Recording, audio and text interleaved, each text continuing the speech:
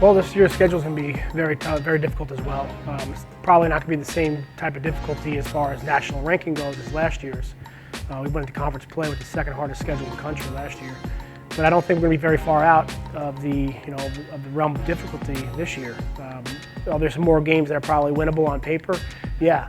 But at the end of the day, we're playing the best teams in the country. And I don't know if we're going to be seeing two College World Series bound teams, but every team we play has a chance to win their conference and make it to a regional or a super regional. At the end of the day, we have to be able to control what we control. Go out, take care of the baseball, move runners, and we got to really focus on the small things, the details. We'll be a detail-oriented team. If we don't succeed there, it doesn't matter who we play. We have to be able to execute the fundamentals. So we are gonna have to overhaul our offensive philosophy. There were things that last year that in the last couple of years that I've had to change from a head coach perspective. We will have to play a different brand of baseball, more college style. That will require us to have more bunts, hit and runs, and being able to execute a little bit more. So our practices have revolved around that. And then, running the bases. Not necessarily, you don't have to be the fastest guy in the world to steal a base, just understanding tendencies and really kind of diving into some more advanced thought process for us to gain an edge on the bases or at the plate. And as far as pitching wise, we have to just make sure we throw strikes. That's number one thing, is throwing strikes. We walked a ton of guys the last few years. We have to be able to pound the zone. There was a stat that was published out a couple months ago. It was something like the team that walks less than 4 guys wins like 65 or 70% of the time. And our numbers indicated that we were on the losing side of things very often because of those stats and extra bases. Well, Sitacola and DeLate will definitely be the top 2. We're moving Trevor into a starting role. He came in the beginning of the fall and said, "Coach, I want to start." And as a senior, a guy that has really competed at a high level, he's been a strike thrower, and he wants the baseball. I can't really ask for much more than that. He's looked very good. Nick has looked very good. Our third spot right now, we're still playing with some ideas. There's a very good chance of seeing somebody like a Matt Jeffrey or Matt Pushard in that third starter role. Alex McKenney is another guy we might see in there. Our philosophy is changing there too. Last year we had conference weekends. We tried to funnel through and cycle through 9 or 10 arms. This year we're gonna focus on utilizing 6 arms, 7 or 8 maybe. And we're going to stick to our horses, roll them out, go get the job done, give us 9 innings. You have 2 guys to piggyback each other, go finish the games. So we're kind of condensing that field, that scope of view as far as our pitching philosophy. And we've kind of gone through this.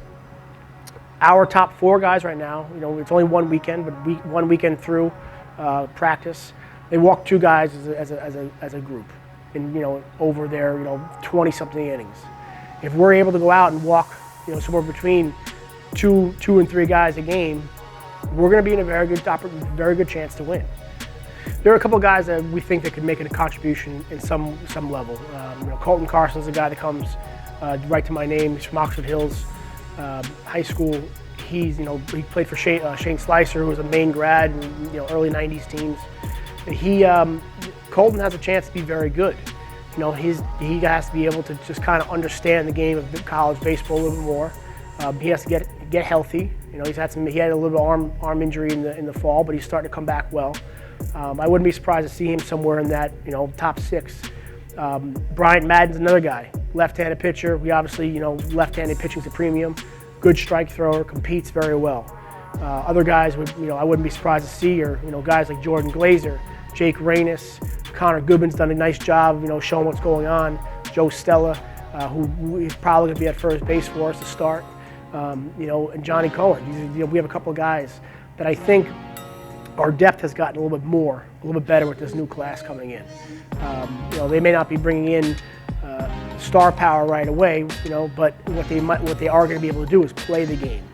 And that's really what we need. We need a bunch of guys, execute fundamentally, play the game, grind out every at bat, and at the end of the day, if we can do that, we're going to have a good chance to win.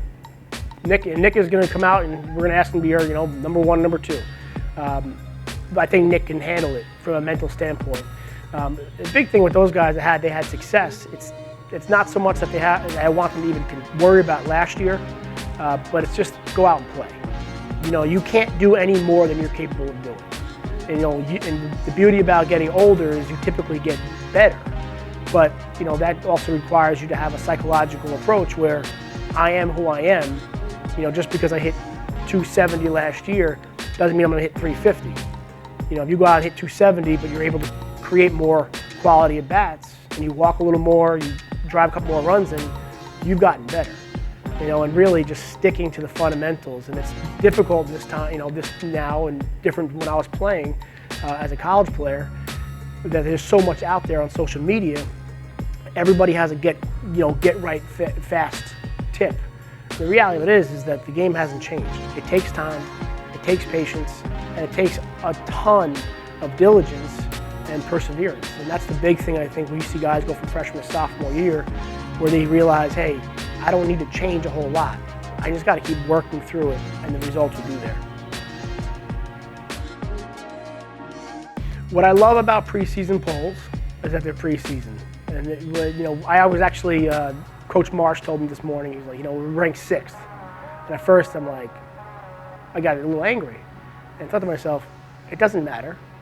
And then if I go out and I actually worry about this, I am not practicing what we preach. It doesn't matter what the rest of the world thinks. It matters what we do as a team on a day in, day out basis, because everybody else is outside. If we go out and we play our game, we're going to be fine. And the conference every single year, there's just such an incredible amount of parity. The preseason polls they don't matter.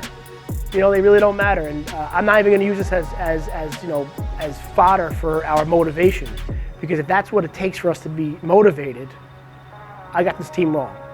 And I don't think that's the case. That if we're gonna come in 6th place, it's because we didn't do our jobs, not because the coaches voted on Maine being in 6th. Well, this year we've implemented optional yoga. So that's been one big thing, is really try to mitigate injuries. The injury bug has bit us a couple times in the last 3 or 4 years, right around the time we start conference play. And I don't think it's a secret, our travel schedule, being on the plane, long bus rides, locks you up a little bit. And if we're not able to take care of our bodies going into the next day of practice, I think we see that there's a correlation there. So between that, we've implemented some additional meditation practice within that yoga. Our guys really have bought into taking care of themselves off the field. That comes into extra lifts if needed, scaling back on certain weight, and then even pulling back on some extra work. Hitting, extra bullpen work, whatever it might be. There's that fine line we have to dance, and it just comes with maturity from the coaching staff and from the players, and just kind of learning where we're at and being able to push ourselves to that limit of being, pushing ourselves physically, but not overdoing it.